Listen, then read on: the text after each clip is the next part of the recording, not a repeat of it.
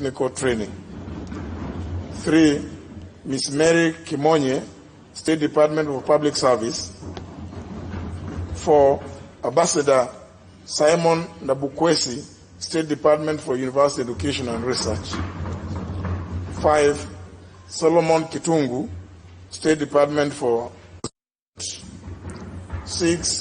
Mr. Enoch Momani Onyango, State Department for Physical Planning. In this regard, His Excellency the President now seeks the approval of the nominations by this House. In accordance with the provisions of Standing Order 45, subsection 1 and 2, which require that upon receipt of notification for appointment, such nominations stand committed to the relevant committees for consideration. The names of the nominees, together with their curriculum vitae, are hereby referred to the relevant respective committees as follows.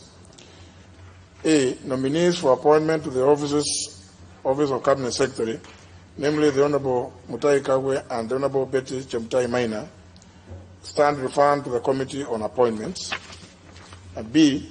The nominees for appointment to the Office of Principal Secretary shall stand referred to the following departmental committees. 1. Ambassador Johnson Weru to the Committee on Trade, Industry and Cooperatives. 2.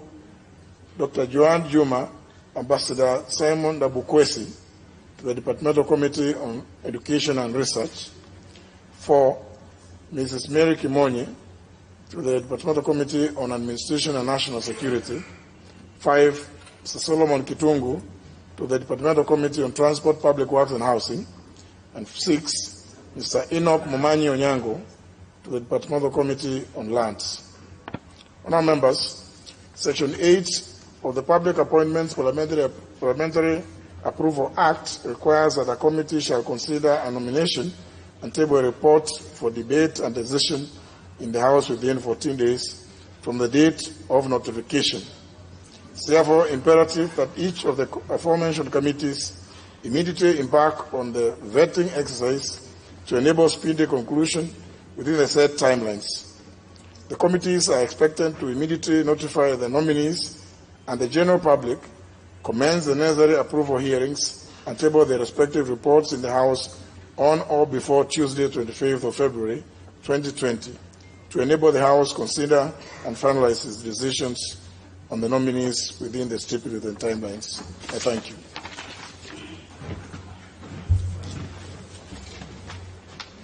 Order number 4, petitions. Order number 5, papers. Leader Majority. Honourable Speaker, I beg to lay the following papers on the table of the House today, Monday, February 10th, 2020. 1. Legal notice number 176 of 2019 relating to the competition, general rules 2019, and the memorandum from the National Treasury and Planning. 2. Legal notice number 196 of 2019 relating to excise duty, in bracket remission of excise duty amendment, regulations 2019, and the memorandum from the National Treasury and Planning. Number 4, legal notice number 217 of 2019 relating to the crops, food crops, regulations 2020, and the memorandum explaining it from the Ministry of Livestock, Agriculture, Fisheries and Cooperative. And number 4, legal notice number 3 of 2020 relating to the Public Service Commission regulations and the memorandum explaining it from the Public Service Commission. And lastly, the draft Civil Aviation Unmanned Aircraft System regulations 29 from the Kenya Civil Aviation Authority.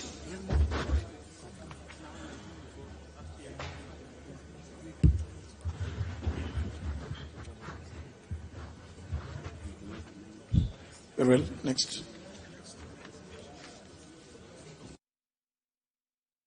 So motion.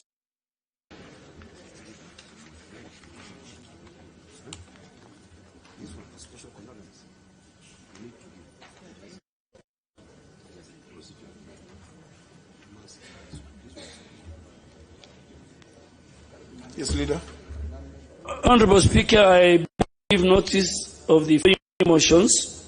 that the presidential proclamation of the 4th February 2020 regarding the passing on of His Excellency Daniel Toroitich Arap Moi, CGH, the Republic of Kenya, the presence of this House be recorded in honor of the late retired President's long service in this House, his selfless and exemplary service to the Republic, and for his role in promoting good neighborliness and stability in our region. Questions and statements? None.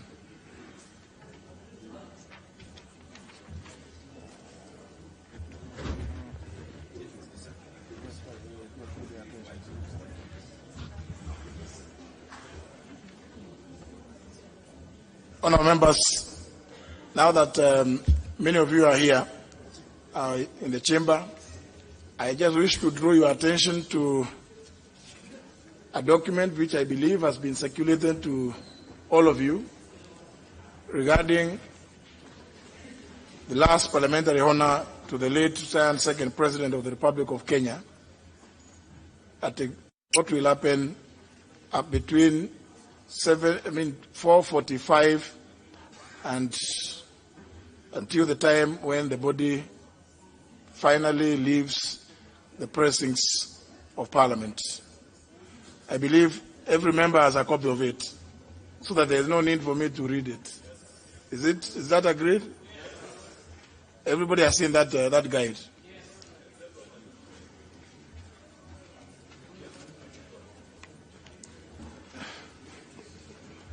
What is the point of order, Honorable Junet?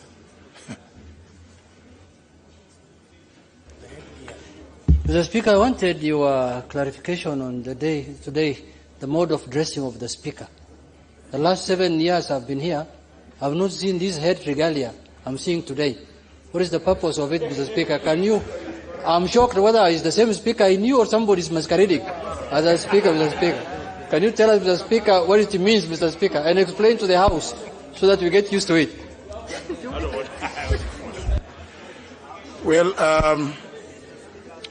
Well, of course, the Honorable Junet was not present when I made the first communication regarding this special sitting. It is a sitting that demands that the Speaker adorns that kind of regalia. And therefore, because of the that are going to happen at 4:45 p.m. And also, if the Honorable Junet was around, is that the procession today into the chamber, the Speaker's procession, was not in the usual way, usual manner. So, Junet, you are saying the same person, so you can relax. Next.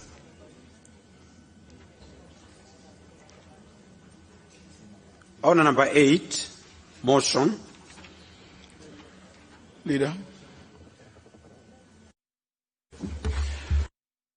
To move that, notwithstanding the provisions of Standing Order 27.1 relating to the date of commencement of this House on a new session, and pursuant to the provision of Standing Order 28.4, the House may alter its calendar. This House resolves to alter its calendar for the fourth session, regular sittings, in respect of the date of commencement of the first sitting, so that the House holds its first sitting in the fourth session on Thursday, February 13, 2020 at 2:30 p.m.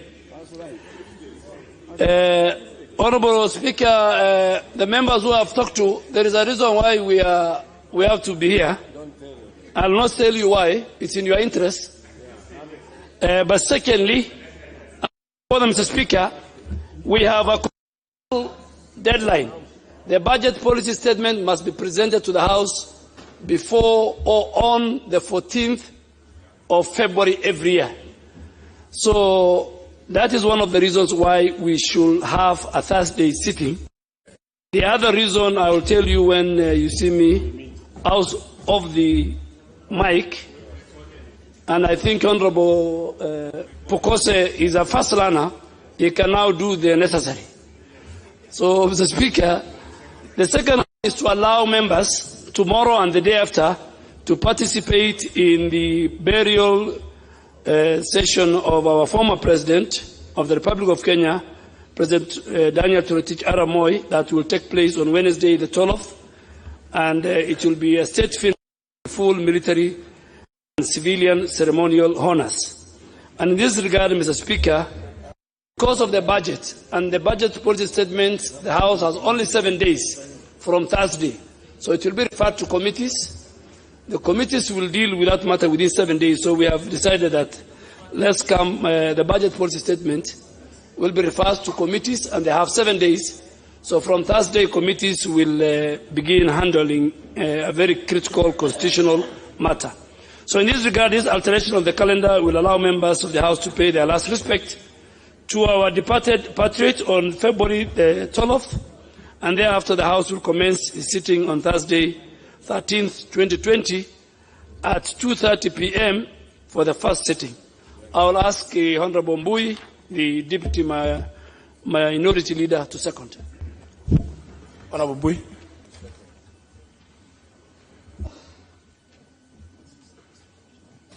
No. Put the question. What is the question?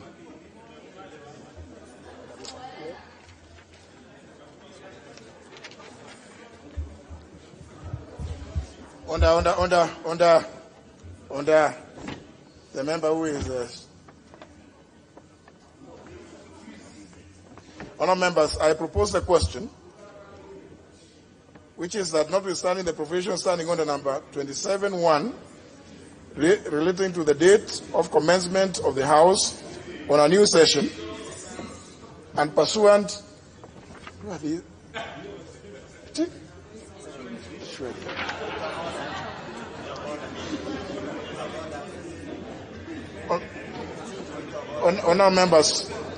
honourable members, and I hope that the long recess has not affected you negatively as to forget that when the Speaker is on his chair, on his seat, on his feet, there cannot be questions or points of order. So, honourable members, I propose the question that notwithstanding the provision standing under 27(1) relating to the date of commencement of the House on a new session, and pursuant to the provision standing under 28 subsection 4, this House resolves to alter its calendar for the fourth session, regular sittings, in respect of the date of commencement of the first sitting, so that the House holds its first sitting of the fourth session on Thursday, February 13th, 2020, at 2:30 p.m.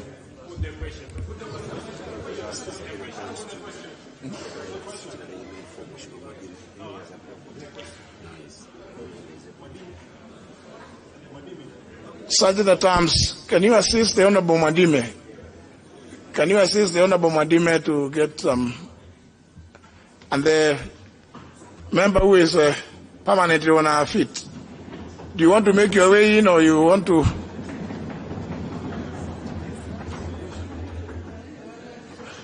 Honourable members, I therefore put the question. Which is that notwithstanding the provision standing under 27 subsection 1 relating to the date of commencement of the House on a new session, and pursuant to the provision standing under number 28 subsection 4, this House resolves to alter its calendar for the fourth session in respect of the date of commencement of the first sitting, so that this House holds its first sitting of the fourth session on Thursday, February 13th, 2020, at 2:30 p.m. Will as many as of that opinion say aye? Aye. Will as many as of the contrary opinion say nay? The ayes have it. Next. Order number 9, motion, special condolences of the House. Leader of Majority.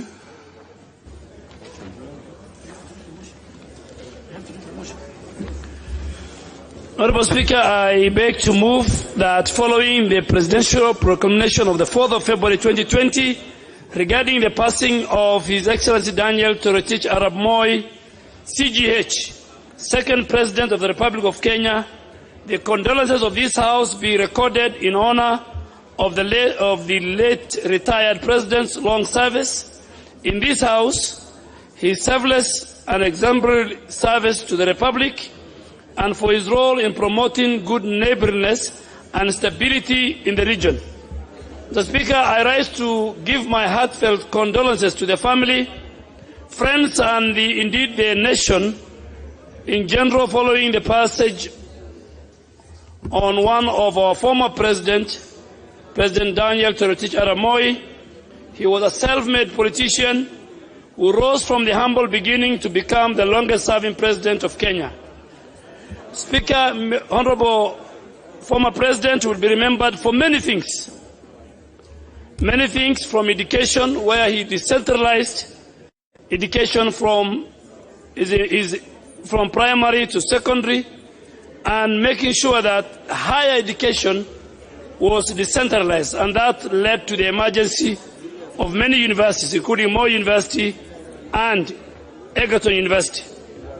He will be remembered, Mr. Speaker, for consolidating peace and stability and tranquility within the Horn of Africa and largely the East African region at a very difficult time for the region and the African continent.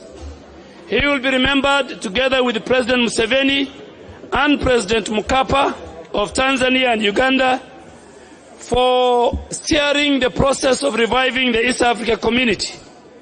The Speaker, Mzee Moi's steady hand also will be remembered through the restoration of the multi-party politics by repealing Section 2A of the Constitution in 1991, which again, Mr. Speaker, culminated in a transfer of power in December 2002, a very rare occurrence in Africa, and which set the example that has been emulated across the continent beyond ever since. So, Speaker, finally, Mzee Moi, as he rests, we will remember him for his famous quote, "Siasa mbaya, maisha mbaya." And may we as always heed to these wise words, put our self-interest before that of our great country with the siasa mbaya. Let us be inspired by this, the welfare of the country and her people. Mr. Speaker, President Moi was a legend, a veteran. He truly touched the hearts of many people in this country. And in the words of Ronald Reagan, the American president politician who served as the 40th president of the United States, said, "Some people live an entire lifetime and wonder if they have made a significance in the world. A veteran does not have that problem." And Mzee Moi fits in that. Mr. Speaker, may Mzee Moi rest in peace, and I am sure the government led by President Uhuru Kenyatta, as the Commander-in-Chief, and the people of Kenya will give President retired Daniel Toroitich Arap a befitting state send-off. And I ask all our colleagues here, because he was a member of parliament, he served for 47 years, and we pray that the members who will serve for 47 years sit in the House. There are some who have already served 20 plus, including my deputy. I wish there are many Mois in this House.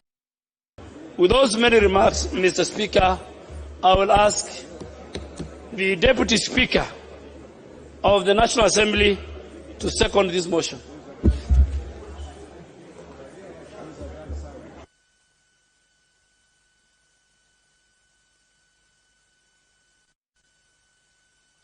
Deputy Speaker.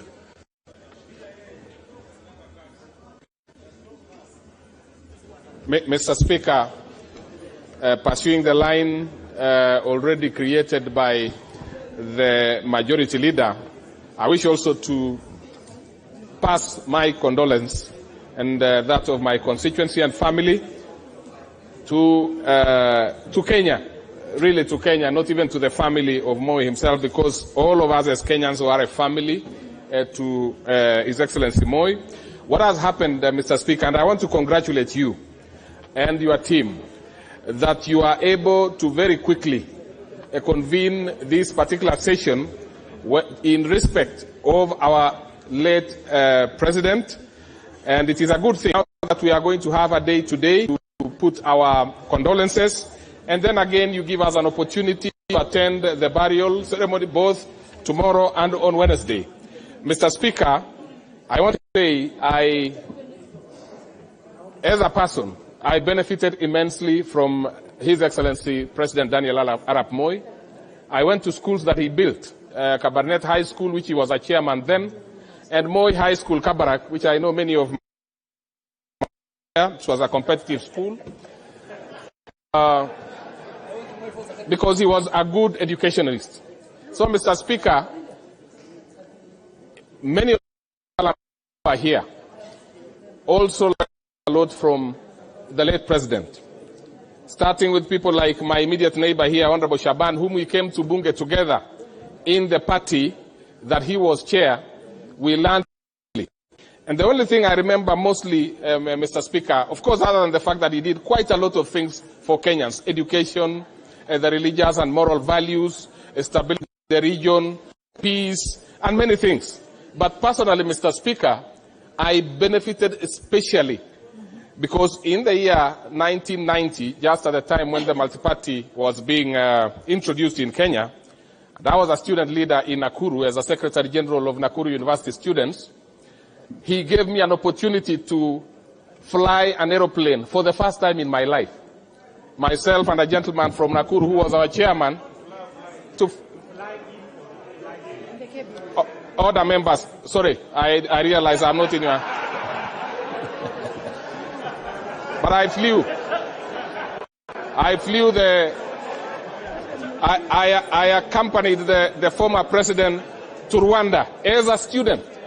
I know the other person in this house who did that at that time is Honorable Lekenta, and he actually made a longer trip because he went to Vancouver, Canada, because he was the KLSS chairman, that is the Kenya Law Society Students Association in the Nairobi University. So, Mr. Speaker, as a country, we have benefited immensely from the presidency of Daniel Moi, and as a person I've said, I've also done personally. So this is a good thing, and I second, Mr. Speaker. Thank you.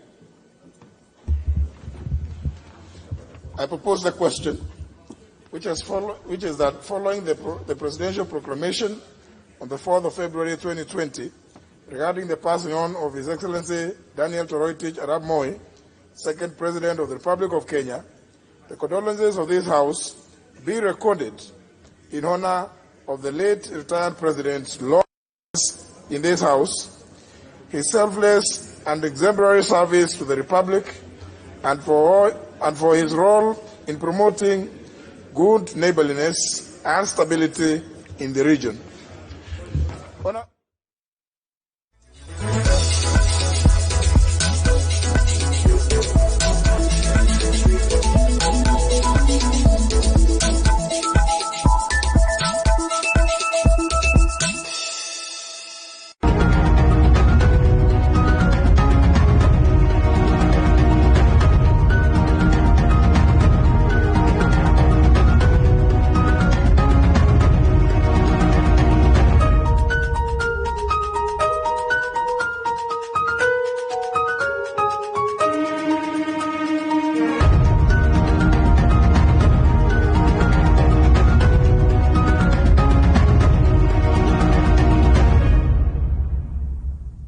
Tarehe 23 Disemba mwaka 2019, msimu wa kwanza ukafika kilele. Na waliopo kutoka kaunti zote 47 basi kubagua wala kuchagua. Ungana nami Elizabeth Mutuko kila siku ya Jumatatu saa 2:30 jioni katika Mfahamu Kiongozi.